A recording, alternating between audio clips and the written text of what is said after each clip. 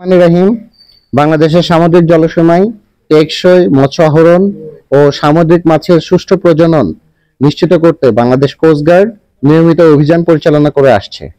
সামুদ্রিক মৎস্য সম্পদ ও জীববৈচিত্র্য রক্ষায় সামুদ্রিক মৎস্য বিধিমালা অনুযায়ী দেশের উপকূলীয় ও সামুদ্রিক জলসীমায় আর্টিসানাল ট্রলিং সম্পূর্ণরূপে নিষিদ্ধ করা হয়েছে। এই ট্রলিং পদ্ধতিতে ব্যবহৃত ভারী জালের মাধ্যমে শুধু মাছই নয়, সমুদ্রের তলদেশ, মাছের আবাসস্থল ও প্রজনন ক্ষেত্র ধ্বংস হয়ে যাচ্ছে।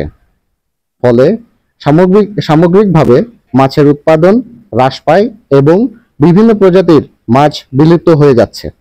এছাড়াও ট্রলিং এর ফলে কোটি কোটি পোনা মাছ ও অন্যান্য সামুদ্রিক প্রাণী অনাকাঙ্ক্ষিতভাবে জালে আটকা পড়ে মারা যাচ্ছে এবং বিষাক্ত পরিবেশ তৈরি হয়, যা জীববৈচিত্র্যের জন্য মারাত্মক ক্ষতিকর। এই নিষেধাজ্ঞা বাস্তবায়নে গত 17 জুন 2025 তারিখ মঙ্গলবার দুপুর 1টায় বাংলাদেশ কোস্টগার্ড স্টেশন পাথরঘাটা কর্তৃক বরগুনা জেলার পাথরঘাটা থানাধীন এলাকায় অভিযান পরিচালনা করা হয়। উক্ত অভিযানে 2টি অবৈধ আর্টিসানাল ট্রলিং বোট জব্দ করা হয়। অভিযান শেষে ট্রলিং বোট মালিকের নেতৃত্বে একদল ভাড়াটিয়া দুষ্কৃতিকারী কোস্টগার্ড সদস্যের উপর অতর্কিতভাবে হামলা চালায়। এই সময় কোস্টগার্ডের একটি পিকআপ, একটি মোটরসাইকেল ভাঙচুর ও টহল কার্যে নিয়োজিত একটি কাঠের বোট ডুবিয়ে দেয়।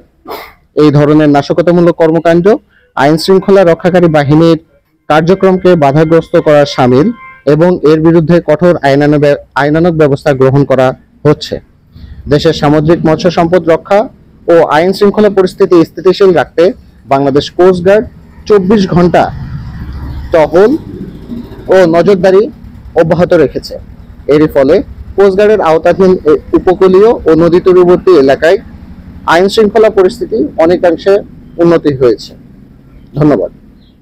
ট্রলিং আসলে স্পেসিফিক কি ধরনের ক্ষতি করছে যদি একটা ট্রলিং আপনার স্পেসিফিক যদি আপনার যে কোশ্চেনের অ্যান্সার দিতে যায় সেটাতে আমি যেটা আসে, ট্রলিং মানে কি আপনার নদী তলদেশ থেকে পুরা যে নদী তলদেশ আমাদের যে সিবেড আছে, এই সিবেড অঞ্চলটাকে এটা পুরা ট্রল করে নিচ থেকে যত যা আছে জীববৈচিত্র্য, যত পোনা থেকে প্রবাল থেকে শুরু করে যত সামুদ্রিক জলজীবন আছে সব কিছুকেই কিন্তু সে সুন্দর মতো ট্রল করে সে জালের মধ্যে কিন্তু নিয়ে আসছে। যার ফলে যেই প্রাণীগুলো আছে আপনার যে আমাদের যে হাঙ্গর থাকে, তারপরে ধরেন হচ্ছে আপনার শাপলা পাতা মাছ থাকে, এর ক্ষেত্রে দেখা যায় যে অনেক ক্ষেত্রে হচ্ছে মাছের ডিম থাকে, প্রবাল থাকে, এইগুলো সমস্ত কিছু তারা জালের মাধ্যমে উঠায় নিয়ে আসতেছে।